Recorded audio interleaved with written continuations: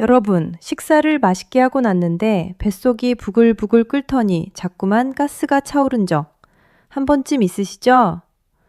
누가 곁에 있으면 신경 쓰여서 슬그머니 자리를 피해 보신 경험도 있으실 거예요. 방귀라는 게 참 입 밖에 꺼내기엔 민망한 이야기잖아요. 그런데 여러분, 한번 생각해 보세요. 방귀가 나오는 것 자체는 부끄러운 일이 절대 아닙니다. 오히려 우리 몸속 장이 부지런히 일하고 있다는 건강한 증거거든요. 진짜 문제는 따로 있어요. 평소와 똑같이 지내는데 어느 날부터 방귀가 부쩍 잦아지고 거기에 몇 가지 다른 변화가 슬그머니 겹쳐올 때입니다. 그런데 더 무서운 건요. 바로 그 겹쳐오는 신호를 많은 어르신들이 민망하다는 이유로 입 밖에 꺼내지 못하고 혼자 끙끙 앓으신다는 겁니다. 부끄럽다는 마음에 나이 탓이려니 하는 생각에 몸이 보내는 가장 중요한 신호를 놓치고 계시는 거예요. 오늘 제가 그 중요한 신호 4가지를 하나하나 알려드리겠습니다. 이 4가지 신호는요, 절대 부끄러워서 숨기시면 안 되는 신호들이에요. 그러니 중간에 끄지 마시고 끝까지 함께 해주세요. 마지막에는 병원에 가기 전 집에서 스스로 확인하는 방법까지 차근차근 알려드릴 테니까요. 자, 그럼 방귀가 대체 어디서 오는 건지부터 아주 쉽게 짚어드릴게요. 우리 장 속을 커다란 발효 공장이라고 한번 생각해 보세요. 위와 소장에서 미처 다 녹지 못한 음식 찌꺼기가 대장이라는 공장으로 내려오면 그 안에 사는 수많은 세균들이 이걸 분해하고 발효시킵니다.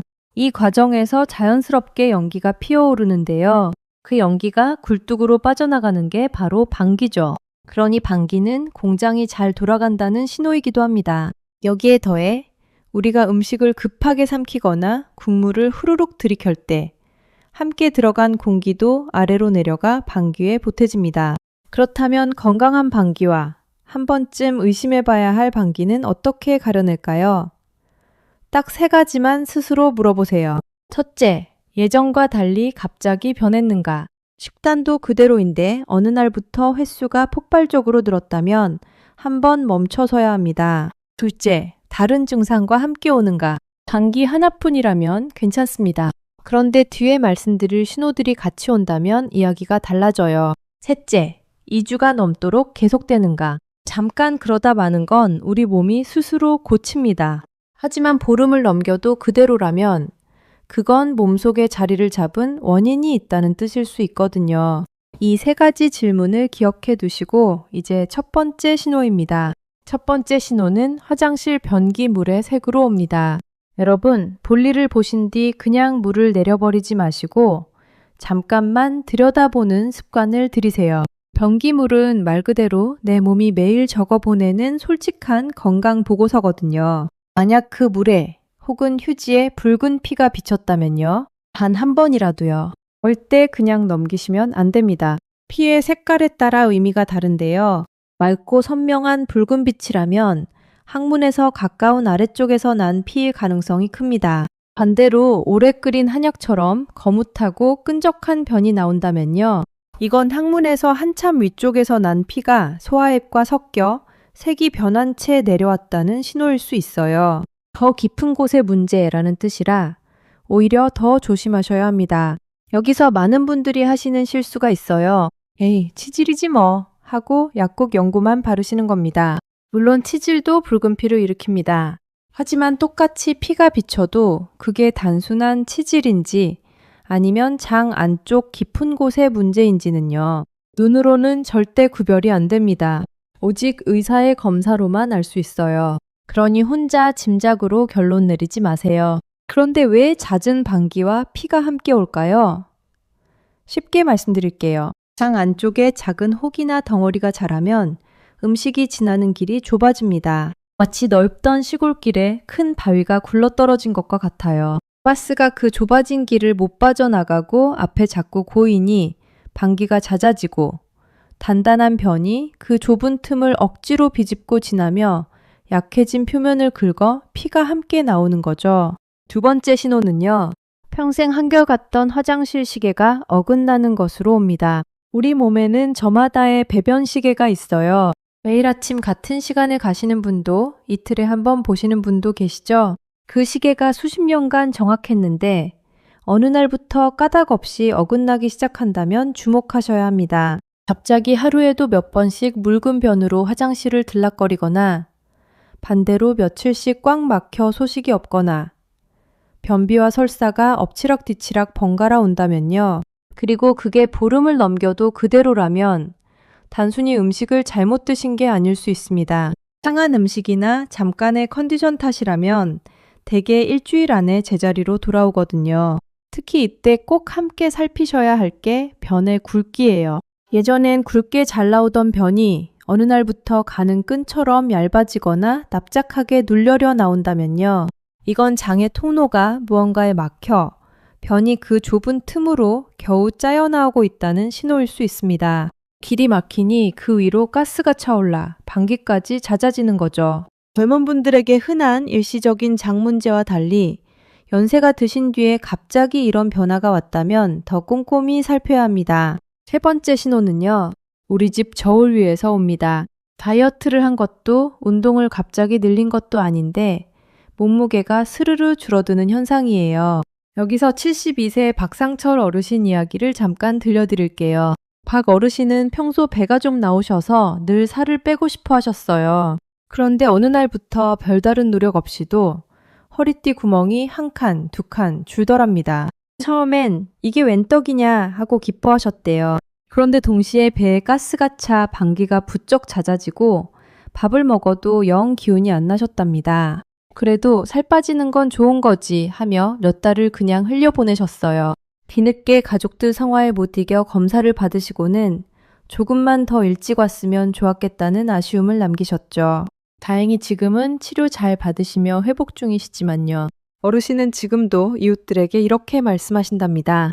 애쓰지도 않았는데 살이 빠지거든.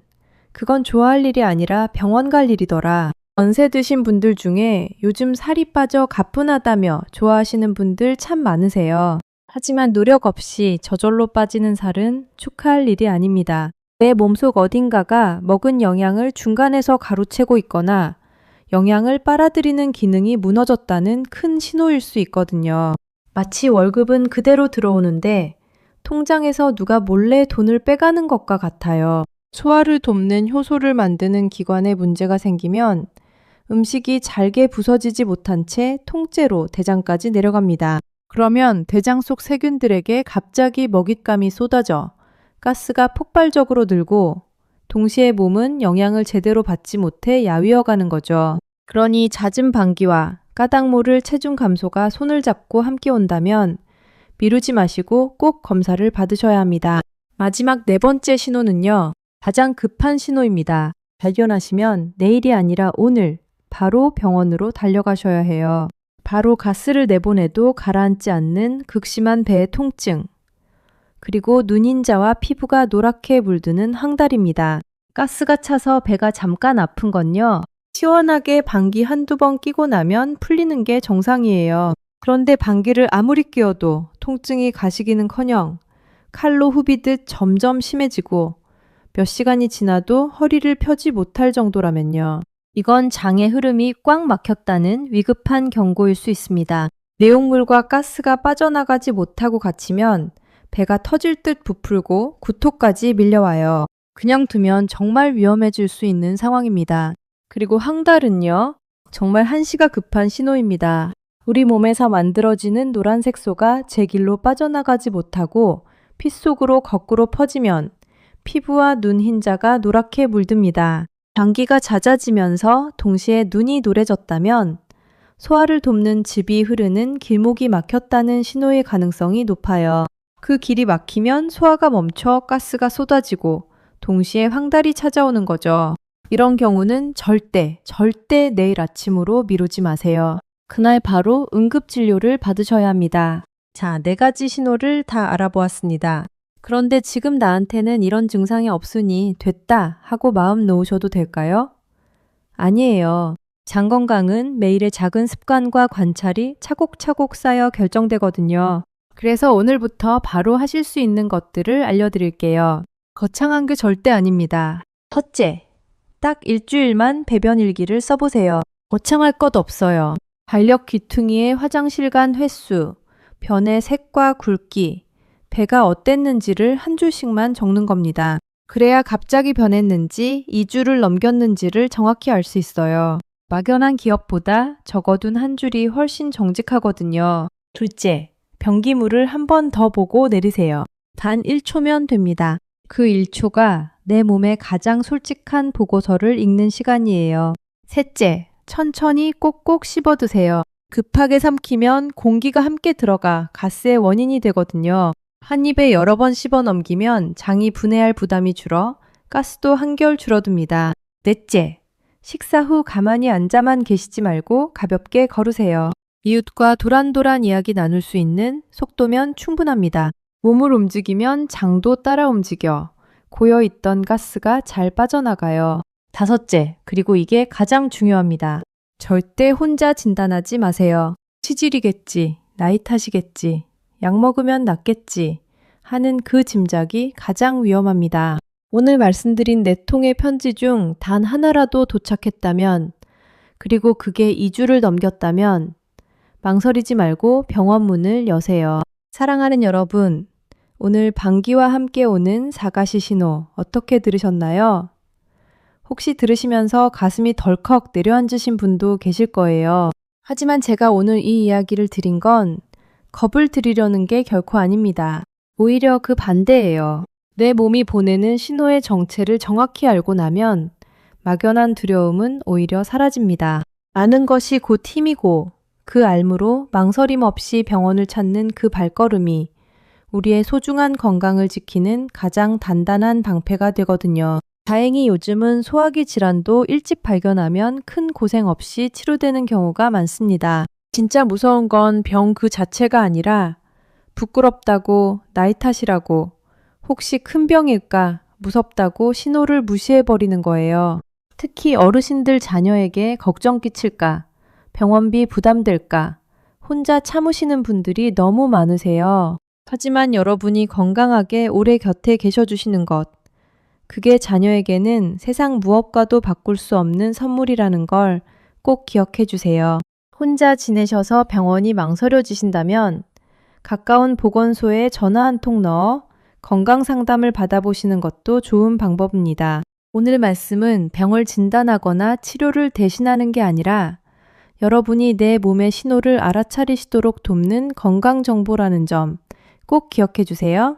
증상이 있으시면 반드시 전문의의 진료를 받으셔야 합니다. 내 몸의 소리에 귀 기울이는 것, 그것이 바로 건강한 노년의 시작입니다. 여러분 한 분 한 분이 아픔 없이 오래도록 행복하시기를 진심으로 바랍니다. 오늘 내용이 도움되셨다면 구독과 좋아요 꼭 눌러주시고 댓글 신호라고 적어주시고 우리 몸이 보내는 신호 꼭 잘 살펴주시기 바랍니다. 다음에는 더 알찬 건강 이야기로 찾아뵙겠습니다. 감사합니다.